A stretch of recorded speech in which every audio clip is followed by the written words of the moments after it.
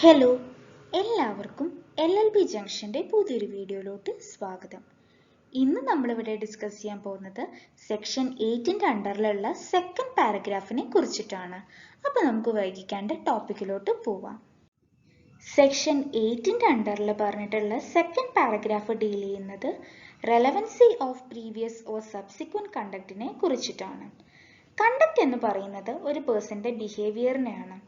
അതായത് ഒരു പേഴ്സന്റെ എക്സ്റ്റേണൽ ബിഹേവിയറിനെയാണ് നമ്മൾ കണ്ടക്ട് എന്നുള്ളതുകൊണ്ട് ഉദ്ദേശിക്കുന്നത്. അതായത് ഒരു പെർട്ടിക്കുലർ പേഴ്സന്റെ സ്വഭാവം. The fact which constitute the previous or subsequent conduct of parties to suit or proceedings are relevant.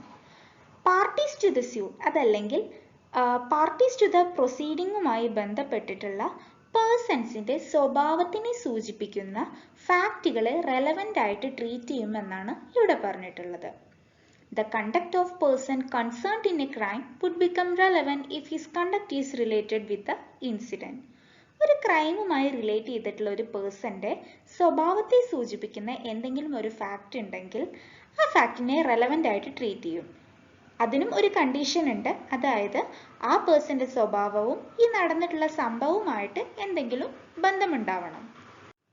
അതായത് ഒരു ക്രൈമുമായി ബന്ധപ്പെട്ടിട്ട് എന്തെങ്കിലും പ്രൊസീഡിങ്സ് നടക്കുന്നുണ്ടെങ്കിൽ ആ പാർട്ടീസ് ടു ദ ക്രൈമിൻ്റെ സ്വഭാവത്തെ സൂചിപ്പിക്കുന്ന എന്തെങ്കിലും ഒരു ഫാക്റ്റ് ഉണ്ടാവും. ആ പേഴ്സന്റെ സ്വഭാവവും ഈ നടന്നിട്ടുള്ള ഇൻസിഡൻറ്റുമായിട്ട് എന്തെങ്കിലും ഒരു റിലേഷൻ തോന്നുന്നുണ്ടെങ്കിൽ ആ പാർട്ടിയുടെ ആ ഒരു കണ്ടക്റ്റിനെ സൂചിപ്പിക്കുന്ന ഫാക്റ്റിനെ റെലവൻ്റ് ആയിട്ട് ട്രീറ്റ് ചെയ്യുമെന്നാണ് ഇവിടെ പറഞ്ഞിട്ടുള്ളത്. To regard a conduct to be relevant, it must be closely connected with the incident concerned.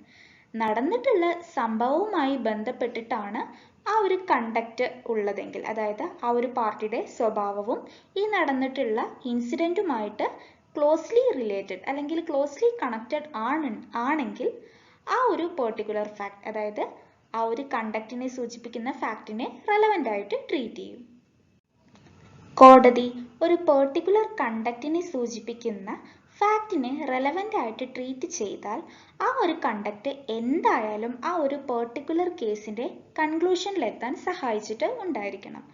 അതായത് ആ ഒരു പെർട്ടിക്കുലർ പേഴ്സന്റെ സ്വഭാവത്തിനെ സൂചിപ്പിക്കുന്ന ഏതെങ്കിലും രീതിയിലുള്ള ഒരു ഫാക്റ്റിനെ കോടതി റെലവൻ്റ് ആയിട്ട് ട്രീറ്റ് ചെയ്തെങ്കിൽ ആ ഒരു പെർട്ടിക്കുലർ ഫാക്റ്റ്, അതായത് കണ്ടക്റ്റിനെ സൂചിപ്പിക്കുന്ന ആ ഫാക്റ്റ് എന്തായാലും ആ ഒരു കേസിൻ്റെ കൺക്ലൂഷനിലെത്താൻ സഹായിച്ചിട്ട് ഉണ്ടായിരിക്കണം.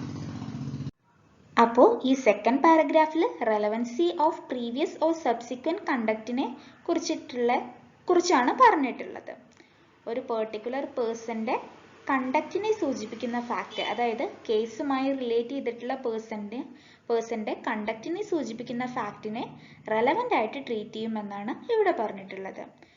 ഒരു കണ്ടക്റ്റിനെ സൂചിപ്പിക്കുന്ന ഫാക്റ്റ് റെലവൻ്റ് ആയിട്ട് ട്രീറ്റ് ചെയ്യണം എന്നുണ്ടെങ്കിൽ ആ ഒരു പെർട്ടിക്കുലർ കണ്ടക്റ്റ് എന്തായാലും ആ ഒരു ഇൻസിഡൻറ്റുമായിട്ട് കണക്ട് ചെയ്തിട്ടുള്ളതായിരിക്കണം. അതുപോലെ തന്നെ ആ ഒരു റെലവൻറ്റ് ഫാക്റ്റ് കോടതിയെ ആ ഒരു പെർട്ടിക്കുലർ കേസിൻ്റെ കൺക്ലൂഷനിലെത്താൻ സഹായിക്കുകയും വേണം.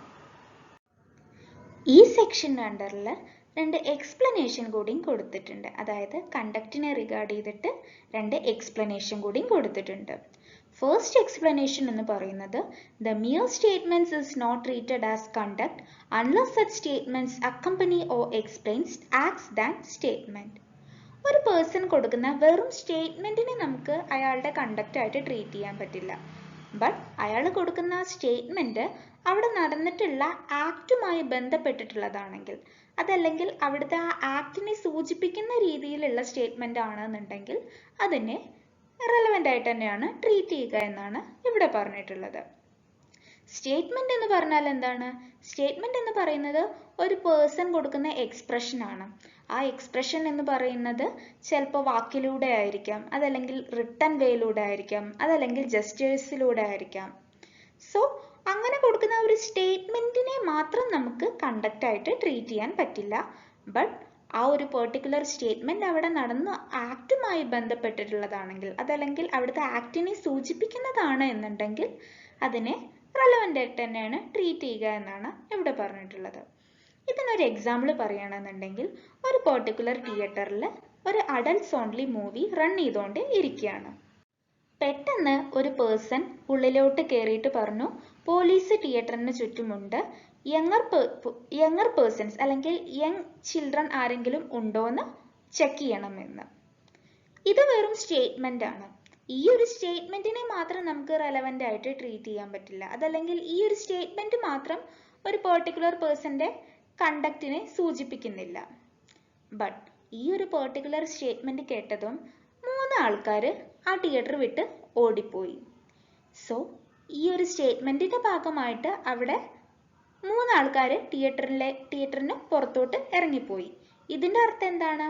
ആ 3 പാർട്ടീസും അഡൽട്സ് അല്ല, അവര് ഏജ് ഓഫ് 18 അറ്റൈൻ ചെയ്തിട്ടില്ല.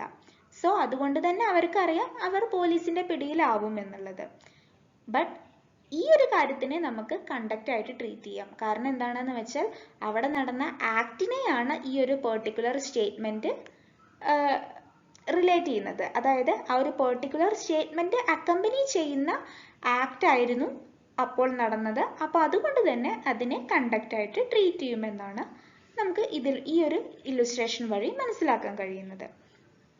ഇനി സെക്കൻഡ് എക്സ്പ്ലനേഷൻ നോക്കാം.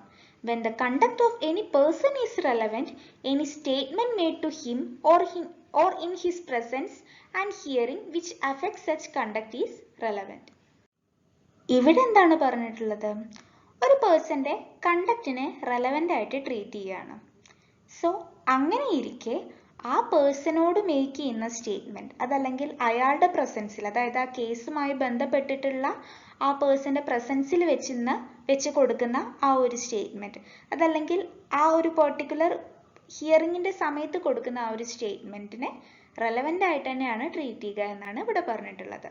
അതായത് ഒരു പേഴ്സന്റെ കണ്ടക്റ്റിനെ റെലവന്റ് ആയിട്ട് ട്രീറ്റ് ചെയ്യുന്ന സമയത്ത് ആ കണ്ടക്റ്റിനെ അഫക്റ്റ് ചെയ്യുന്ന രീതിയിലുള്ള ആ ഒരു പെർട്ടിക്കുലർ സ്റ്റേറ്റ്മെന്റിനെയും റെലവന്റ് ആയിട്ട് തന്നെയാണ് ട്രീറ്റ് ചെയ്യുക എന്നാണ് ഇവിടെ പറഞ്ഞിട്ടുള്ളത്.